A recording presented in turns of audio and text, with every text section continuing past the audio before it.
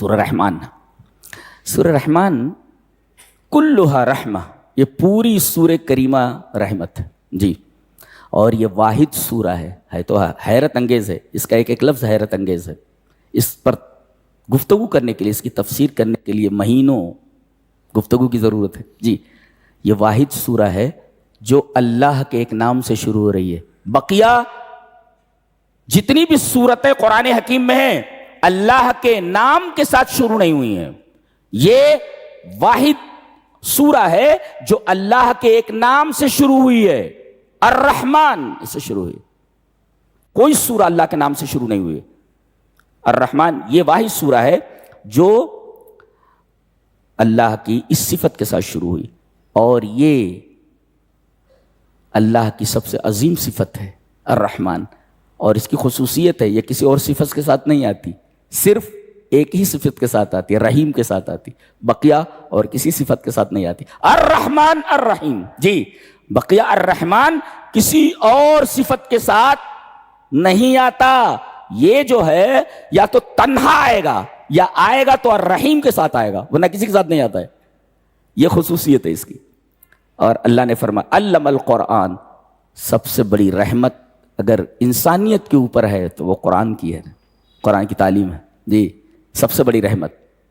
الرحمن علم القرآن، رحمان نے قرآن کو سکھایا. اس کا مطلب ہے سب سے بڑی رحمت جو انسانیت کو دی گئی ہے کہ اس سے بڑی رحمت اور کوئی نہیں ہو سکتی، وہ قرآن حکیم ہے. اس لیے اس صفت کے بعد فوراً علم القرآن کہا گیا. الرحمن علم القرآن. اس کے اندر کیلکولیٹنگ اگر سامنے رکھیں، کیلکولیٹ کریں تو ایک عجیب و غریب بات آپ کو نظر آئے گی کہ پہلے جہاں انسانوں کی تخلیق کا بیان ہے، شمس و قمر کا بیان ہے، شجر کا بیان ہے، غلوں کا بیان ہے وغیرہ وغیرہ،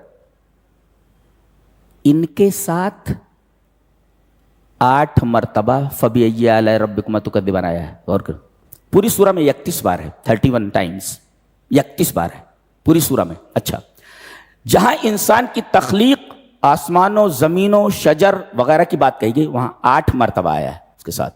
اچھا، اور جہاں جہنم کا تذکرہ آیا ہے وہاں 8 بار ہے، وہاں 7 بار ہے. یہ جہاں انسان کی تخلیق اور سورج اور چاند وغیرہ کی بات کہی گئی ہے وہاں 8 مرتبہ ہے، اور جہنم کا تذکرہ جہاں کیا گیا ہے وہاں 7 مرتبہ ہے، اور 2 مرتبہ جنت کا تذکرہ کیا گیا. 2 جنتیں یہ، 2 جنتیں یہ، لہذا 8 وہ 8 یہ، تو 8 8 16، 16 8 24، 24 اور 7 31 از اکول ٹو 31. اللہ اکبر. یہ عجیب و غریب کیلکولیشن ہے. آپ دیکھیں گے کہ ایک بیان کے بعد یعنی تخلیق انسان، اس کے بعد 8 مرتبہ فَبِأَيِّ آلَاءِ رَبِّكُمَا تُكَذِّبَانِ، فی اس کے بعد عذاب نار اور ذکر نار 7 مرتبہ وہاں، پھر 2 جنتوں کا تذکرہ 8 بار، پھر 2 جنتوں کا تذکرہ 8 بار. تو اس لیے کہ جہنم کے دروازے 7 ہیں اور جنتوں کے دروازے، جنت کے دروازے 8 ہیں، اور جب 2 جنتیں ہیں تو وہاں بھی 8 یہاں بھی 8 8 8، اور تخلیق انسان 8 8 3 24 7 this is equal to 31. یہ بڑی عجیب و غریب بات کہی ہے. اس سے یہ پتہ چلتا ہے پورا قرآن میتھمیٹیکل ہے. آپ کو یہ ایک لفظ ہٹا دیں، جیسے آپ کو 4 لانا ہے 4، تو آپ 2 + 2 = 4. یہ اگر آپ اس میں ہٹا دیں ایک کو، 2 + 1 = 4 نہیں ہوتا، 2 + 1 = 3 ہوگا. تو پورا قرآن حکیم میتھمیٹیکل ہے. آپ کوئی لفظ اٹھا کر کے اس کا مرادف، اس کا سینونیمس نہیں، سینونیم نہیں رکھ سکتے آپ، اس کا معنی ہی غلط ہو جائے گا. پورا قرآن میتھمیٹیکل ہے. اللہ اکبر. ایک عجیب بات ایک مفسر نے کہی ہے، کل من علیہا فان ویبقى وجہ ربک ذو الجلال والاکرام. ایک مفسر کہتا ہے کہ جب کل من علیہا فان کہو تو فوراً بولو وَأَوْصِلْهَا بِقَوْلِهِ تَعَالَى وَيَبْقَى وَجْهُ رَبِّكَ ذُو، جیسے بولو کل من علیہا فان، فوراً بولو وَيَبْقَى وَجْهُ رَبِّكَ ذُو الْجَلَالِ وَالْإِكْرَامِ حَتَّى يَتَبَيَّنَ نَقْصُ الْمَخْلُوقِ وَكَمَالُ الْخَالِقِ، تاکہ مخلوق کا نقص اور خالق کا کمال ظاہر ہو، اس لیے کہ المخلوق فان والرب باق، اور باقی رہنا کمال ہے اور فنا ہو جانا نقص ہے، کمی ہے. لہذا جیسے ہی بولو کل من علیہا فان، فوراً ملا دو وَيَبْقَى وَجْهُ رَبِّكَ ذُو الْجَلَالِ وَالْإِكْرَامِ. اللہ اکبر. اس لیے کہ اس سے معلوم ہوتا ہے کہ مخلوقات سب ناقص ہیں اور کامل تو صرف اللہ کی ذات ہے. یہ بتایا گیا. اس کے بعد ایک عجیب بات فرمائی جا رہی ہے، يَسْأَلُهُ مَنْ فِي السَّمَاوَاتِ وَالْأَرْضِ. کائنات میں جتنی چیزیں ہیں سب اسی سے مانگ رہی ہیں. اچھا، سب اسی سے مانگ رہی ہیں. جی، حضرت موسیٰ علیہ السلام نے ایک چیونٹی کو دیکھا، بارش نہیں ہو رہی تھی، وہ اپنا پیر اٹھائے ہوئے آسمان کی طرف دیکھ رہی تھی.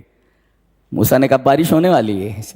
تو کائنات کی ہر شے اسی سے مانگ رہی ہے. يَسْأَلُهُ مَنْ فِي السَّمَاوَاتِ، ساری کائنات کی چیزیں اسی سے مانگ رہی ہیں. اچھا، مومن بھی مانگتا ہے؟ جی ہاں.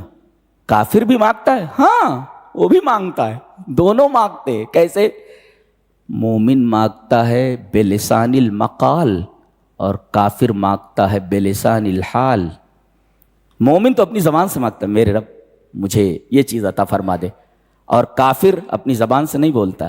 جب بارش نہیں ہوتی تو آسمان کی طرف دیکھتا ہے. مانگ ہی تو رہا ہے وہ، اگرچہ زبان سے نہیں بول رہا ہے مگر حال یہ بتا رہا ہے کہ وہ اللہ ہی سے مانگ رہا ہے.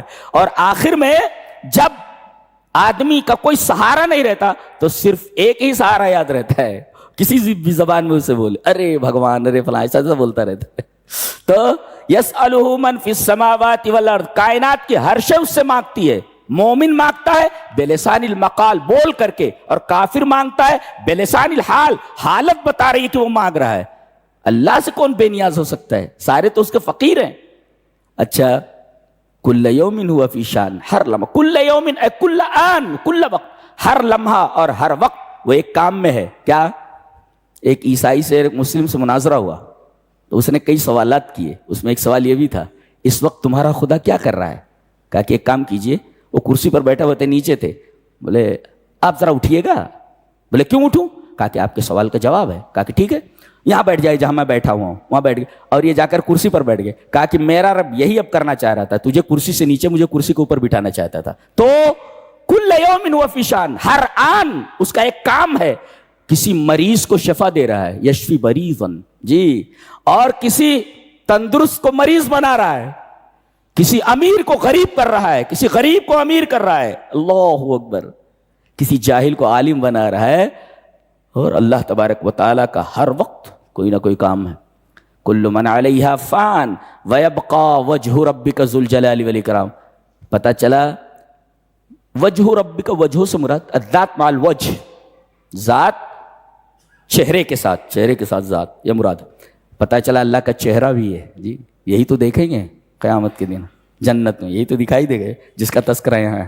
وَيَبْقَى وَجْهُ رَبِّكَ، یہ چہرہ نظر آئے گا. جی، اللہ تبارک و تعالیٰ اپنا چہرہ دکھائے گا ایسا. جی، اور ہر بار یہ کہا گیا فَبِأَيِّ آلَاءِ رَبِّكُمَا تُكَذِّبَانِ، اے گروہ جن و انس، تم اللہ کی کن کن نعمتوں کو جھٹلاؤ گے. 31 بار کہا گیا، 31 بار.